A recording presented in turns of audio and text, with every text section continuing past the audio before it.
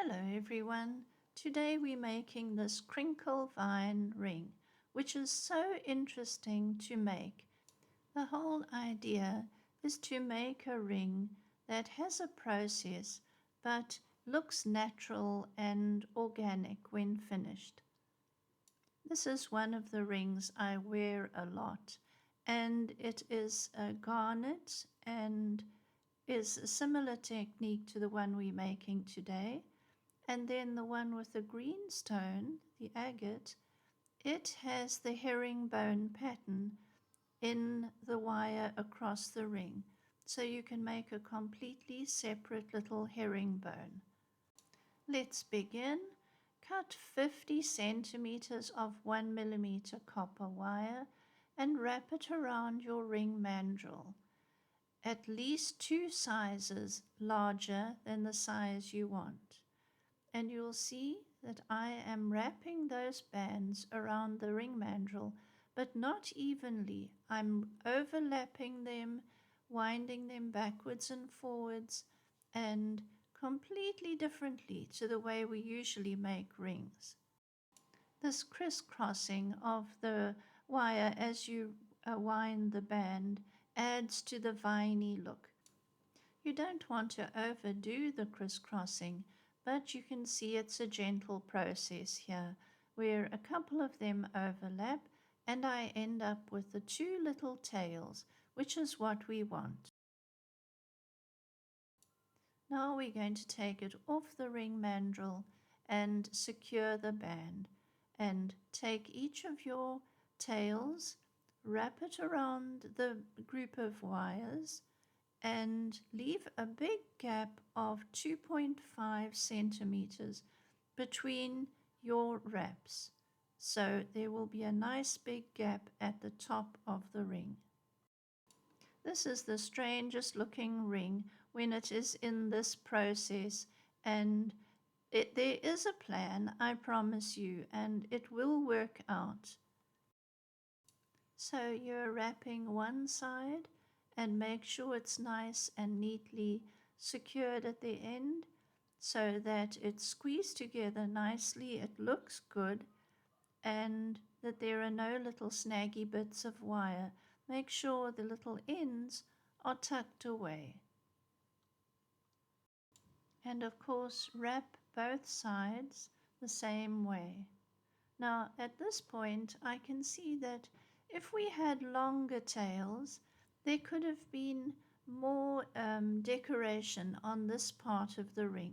So if you want longer tails, just make your wire to start off with 60 or 65 centimeters long. That will also work.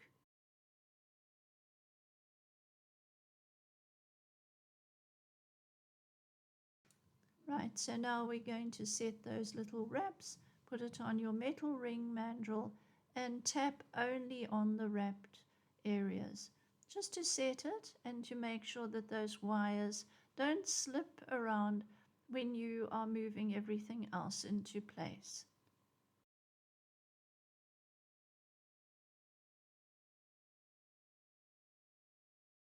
Right, now we're going to go to that gap between the 2 wraps and split them apart. So 3 on each side if you can.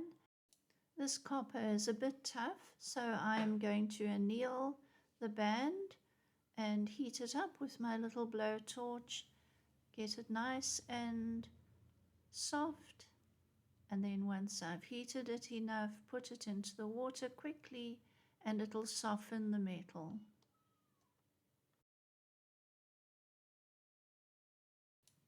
When you've finished your ring, you can easily clean it by putting it in the pickle and cleaning with steel wool. Now we need a place to put our stones, so we're going to kink each side of that gap and form it into a rough diamond shape. You can leave it as an oval if you like, make it a perfect round. There's a lot you can do here. But I'm just kinking by a half turn to make a little point on each side and a diamond shape. To do the kink, just put your pliers in and a half turn either way will make a little point. Now we need a little wire to thread our beads onto. So I have cut 8 centimeters of copper wire, 1 millimeter, and I'm annealing it because I need it to be fairly soft as well. After annealing, you're going to thread your 3 beads on. Here you can use anything you like, I don't mind. Fit your piece of wire across the top of your ring band so that it sits nicely within that diamond shape. If you need to, you can adjust it here. And then bend those tails around, holding in place very firmly, and wrap the tail around the point of the diamond. If you need to tighten it up, give it a little wiggle, and that kind of winds it in. If your stone is wider, longer, just adjust out that shape so that you can fit it in nicely. Everything is adjustable with this ring design. You can make it to fit any of the stones that you have and to complement the shape as well. This design would look lovely with silver wire, wouldn't it? I can just imagine, although I haven't made any yet, and I seem to stick to copper a lot, just because I like it so much.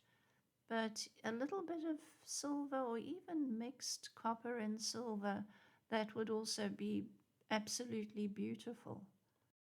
Now you've attached both sides of the wire to the diamond shape, and the tails can be prettied up, and I've put on a little copper bead and then given the one side a twist, and then the other side I have threaded on the copper bead, and I'm just going to hammer it flat on my anvil for a nice bit of reflection and some texture and interest.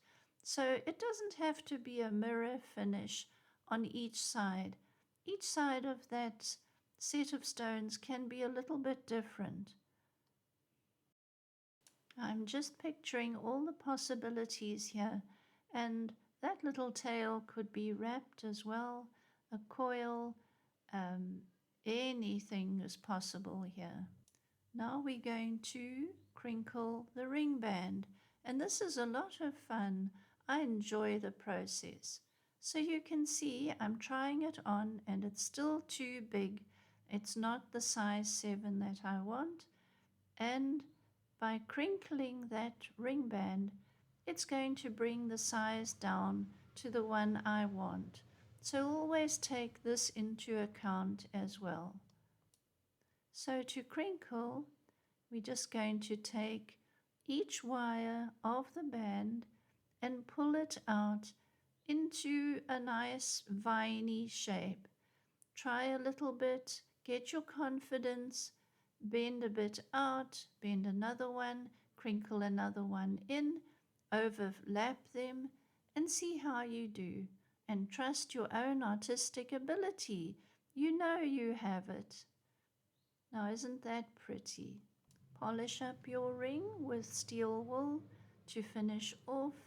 I'm so glad you have stayed with me to the end of my video. Please subscribe to see more of them. Take care of yourself. Bye-bye.